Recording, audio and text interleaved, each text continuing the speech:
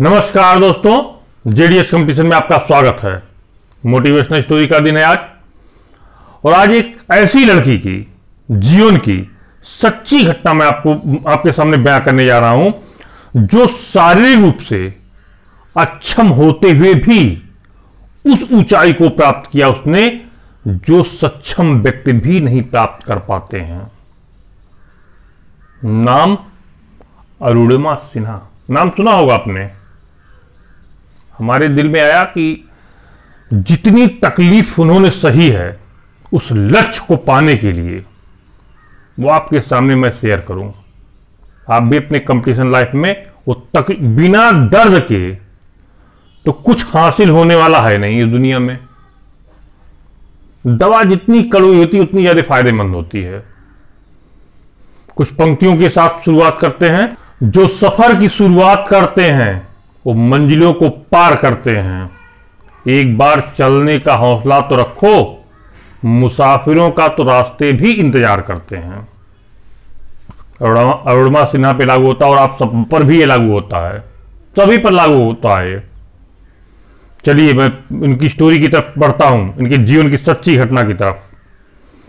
सन 2011 अरुणिमा सिन्हा वो ये volleyball player थी नेशनल लेवल की। वो लखनऊ से दिल्ली जा रही थी एक ट्रेन से, और एक जनरल बोगी कंपार्टमेंट में बैठी थी। लेकिन रास्ते में कुछ चोर उचक्के थे उस ट्रेन में।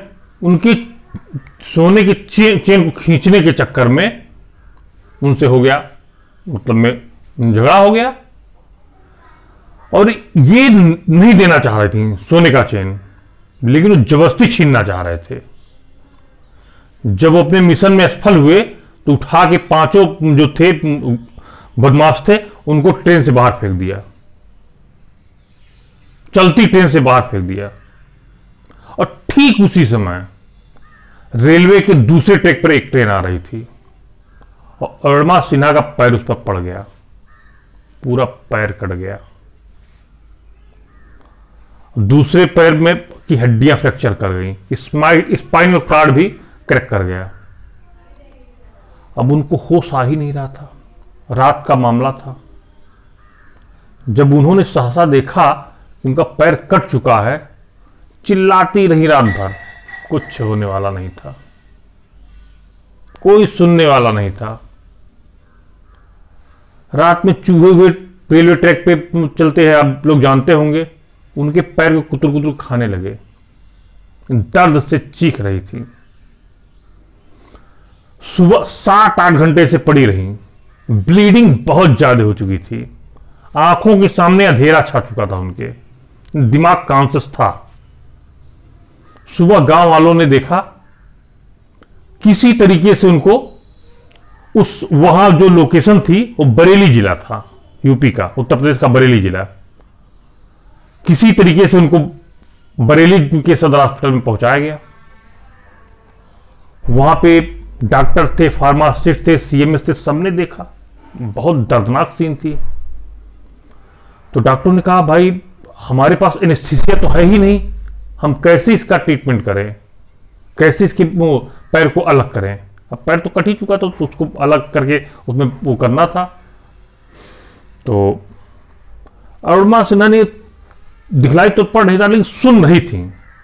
उन्होंने कहा, डॉक्टर साहब जब हम रात भर पड़े रहे, पैर कट गया, रात भर पड़े रहे, तब तो हमको दर्द झेल ही गए, तो अब एनेस्थीसिया क्या हो सकता, आप ऐसे ही कर दीजिए हमारा ऑपरेशन।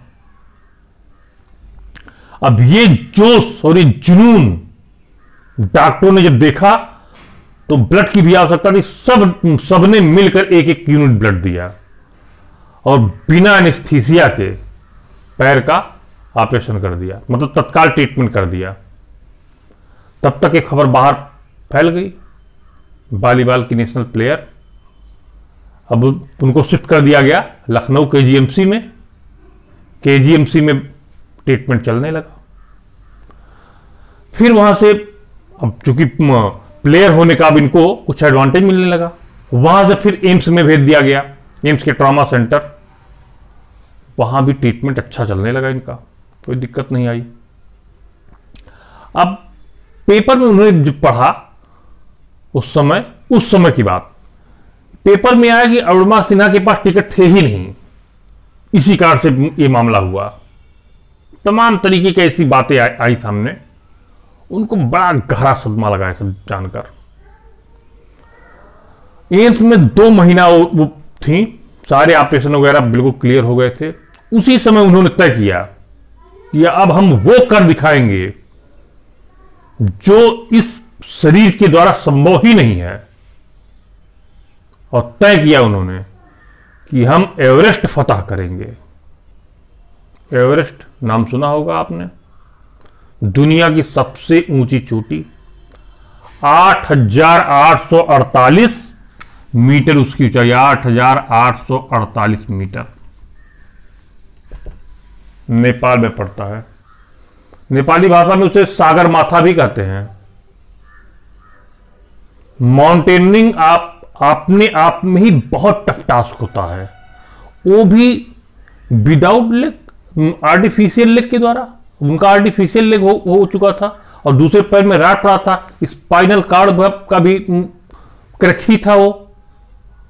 ऐसे समय ऐसा डिसीजन, जोश था कुछ करने का, कुछ कर गुजरने का। जितने लोगों से उन्होंने बात किया, सबने कहा कि तुम पागल हो गई हो। बस खाली उनके साथ उनका परिवार था, वो सपोर्ट कर रहा था।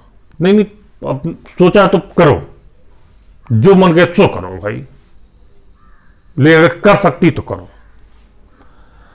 फिर माउंटेनिंग में एवरेस्ट को फतह किया था इंडिया में पहली बार बछेंद्री पाल ने, नाम सुना होगा आपने, 1984 में। ये गई उनसे मिलने,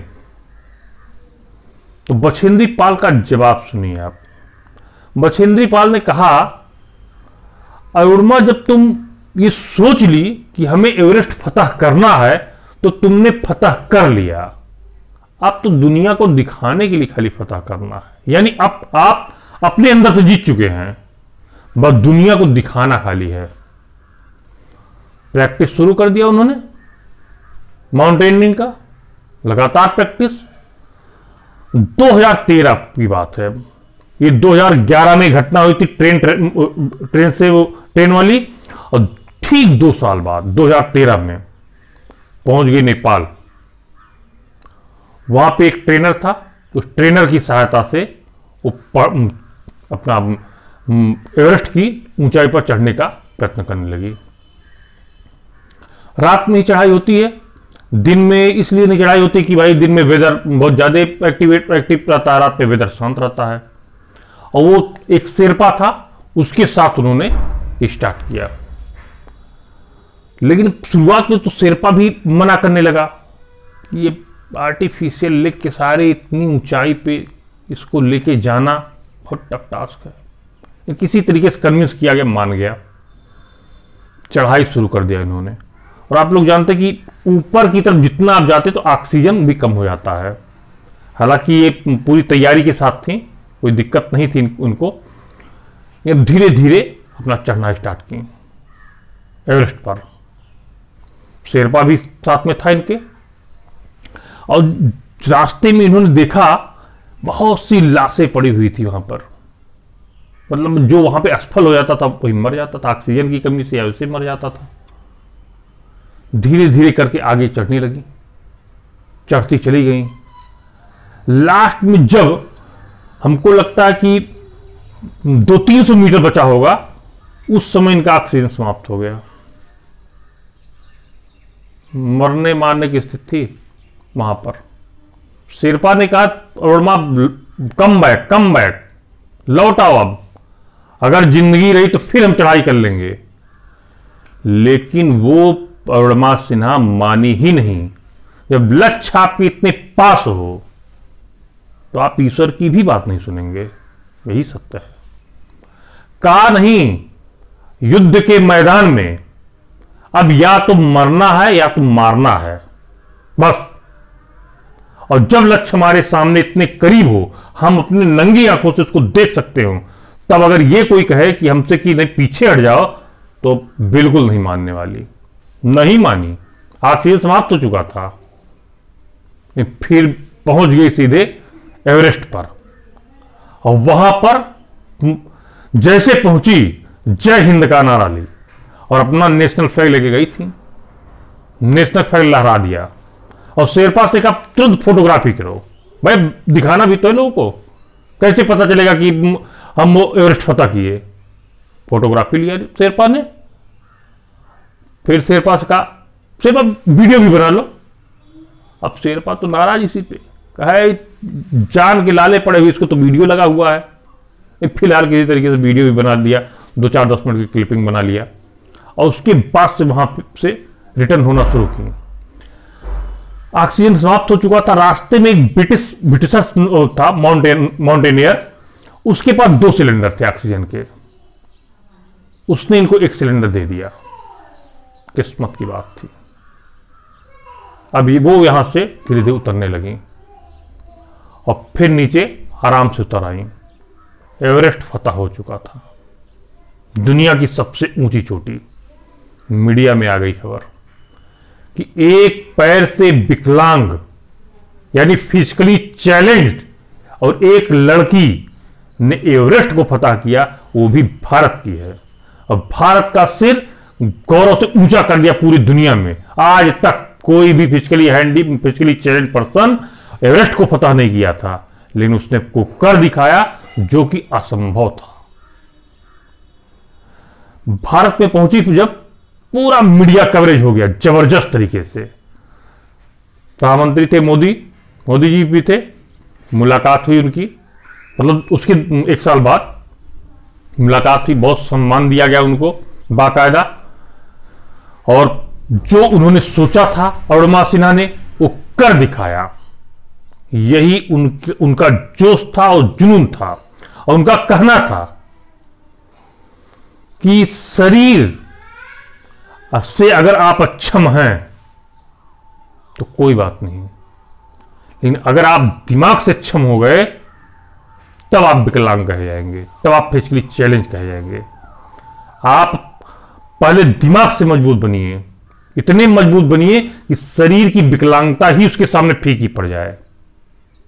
ये उनके स्टेटमेंट थे अरुणिमा सिन्हा के। और उन्होंने दुनिया की जितनी भी ऊंची चोटियां थी सबको लगभग फतह किया। अफ्रीका का किलिमंजारो, यूरोप का एल्ब्रोस, ऑस्ट्रेलिया का, सब जगह का कोई भी ऐसी ऊंचाई नहीं बची जो उन्होंने कवर न किया हो। ये थी दोस्तों आज अरुणिमा सिन्हा के जीवन की सच्ची घटना, जो कोई हो सकता है आपको इंस्पायर करे। हमारी कोशिश यही रहती है कि आपको ऐसी स्टोरी पेश किया जाए जो अंदर से झकझोर दे। और ये स्टोरी आप लोग ध्यान से सुनिएगा, ध्यान से समझिएगा, और आपको एकदम इंड्यूस ही करेगी ये स्टोरी।